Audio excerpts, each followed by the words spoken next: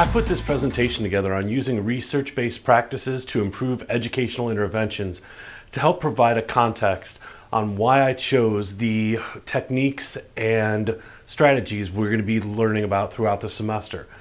As an intervention specialist, it's always going to be important for you to be able to back up your educational approaches with research. And I'm going to do the same thing for you. So I'm going to model exactly what I'm expecting you to do once you get into the classroom. We're going to look at two different ways of identifying promising evidence or research-based practices. And the first one I want to introduce you to is Employment First. This directly relates to the state of Ohio and the approaches that they deem valuable as promising predictors or effective practices for helping students with special needs. Let's first look at evidence-based practices and predictors. When it comes to evidence-based predictors for post-school success, we know that having collaborative networks for student support are key. Those critical collaboration and consultation skills you will have with other individuals that are planning on providing services to our students. We also look at individualized career development. This goes directly to the IEP and the individualized process we use to help students get the most out of their education.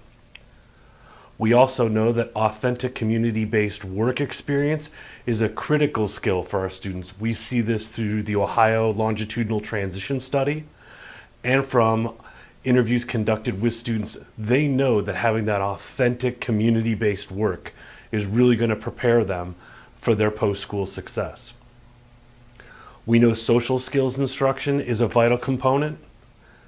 Academic, vocational, occupational education and preparation, helping our students prepare for that next step. Supporting parent involvement and helping them meet their expectations. Teaching students self-determination skills and independent living skills is also a critical predictor. And the implementation of inclusive practices and programs benefit all of our students. Employment First also looked at evidence-based practices on how can we actually teach these skills that are said to be predictors of post-school success. Some of the things they've implemented and found to be best practices for our students: chaining, community-based instruction, using technology as well as computer-assisted instruction, the provision of mnemonics to help students learn, teaching students self-management and self-monitoring strategies, video modeling, using prompts,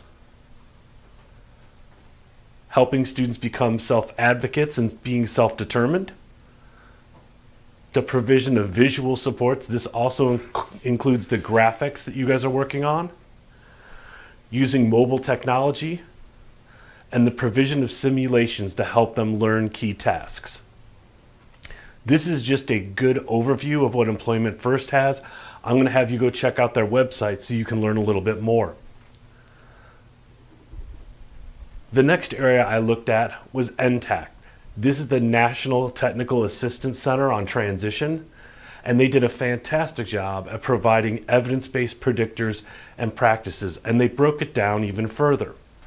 When you go to their website, they look at evidence-based practices for implementation, research-based practices for improving student outcomes, and they also start to identify promising practices and practices that are unestablished but are potentially beneficial for our students. When you go to their website, you're going to be able to see a myriad of different approaches. Things like using self-determination learning models, providing constant time delay to teach food prep skills, using simulations to teach purchasing skills. These are all evidence-based practices. So what I want you to do is I want you to go to these websites. And you're going to use the information on these websites to answer key questions on a quiz on Springboard. Why am I having you do this? One, to make sure you actually looked at the site and engage in this learning process. Two, it'll just be a good idea for you to know where to find this information when you're looking for critical skills to teach our students. When you're stuck for an educational intervention, these are great places to go to find out exactly what you can do to help improve your students' outcomes.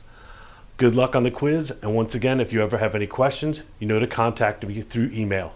Good luck.